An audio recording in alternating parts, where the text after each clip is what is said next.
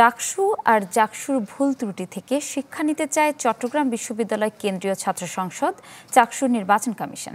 বিশেষ করে ভোট গ্রহণ ও ফল প্রকাশে অহেতুক বিলম্ব এড়াতে ঠিক করা হচ্ছে অ্যাকশন প্ল্যান।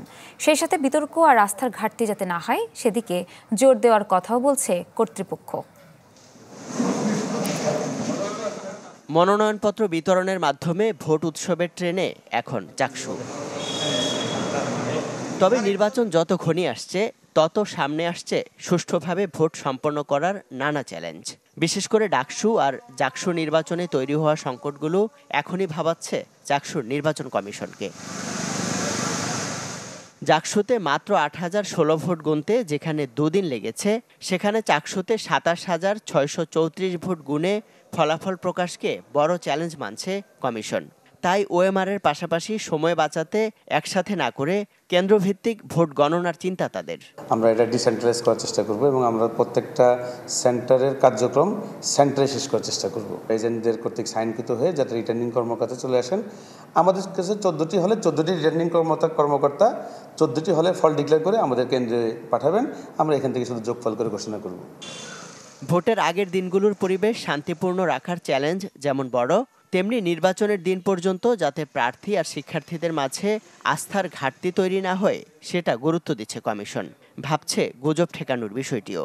চলছে ভোটের দিন সরাসরি বড় পর্দায় কেন্দ্রের ছবি দেখানোর চিন্তাভাবনা। শিক্ষার্থীরা যেন কোনো ধরনের কনফিউশন না থাকে, তারা যেন স্বচ্ছভাবে দেখে what is going on inside. শুধুমাত্র বুথ ছাড়া, যেখানে ভোটিং রাইট সে প্রয়োগ করবে, সেই জায়গাটা ছাড়া বাকি সমস্ত কিছু সবার যেন দৃষ্টির মধ্যে থাকে, এটা আমরা চেষ্টা করছি। নির্বাচনকে গ্রহণযোগ্যতার মানদণ্ডে অনন্য উচ্চতায় নিয়ে যেতে সম্ভব সবকিছু করার কথা বলছে বিশ্ববিদ্যালয় কর্তৃপক্ষ। আমাদের কাছে যে নীতি থাকবে সেটা কোনো দল মত আদর্শের ভিত্তিতে নয়, সকলের জন্য অ্যাপ্লিকেবল হবে এবং নিরাপত্তার বিষয়ে আমরা ভেরি কনসার্ন এবং আমরা এটাও চিন্তা করব যে কেউ যেন মিথ্যা অপবাদ দিয়ে যেন ইলেকশনটাকে না করে, কোনো প্রশ্ন তুলতে না পারে, আমরা সেই জন্য আমরা কাজ করছি।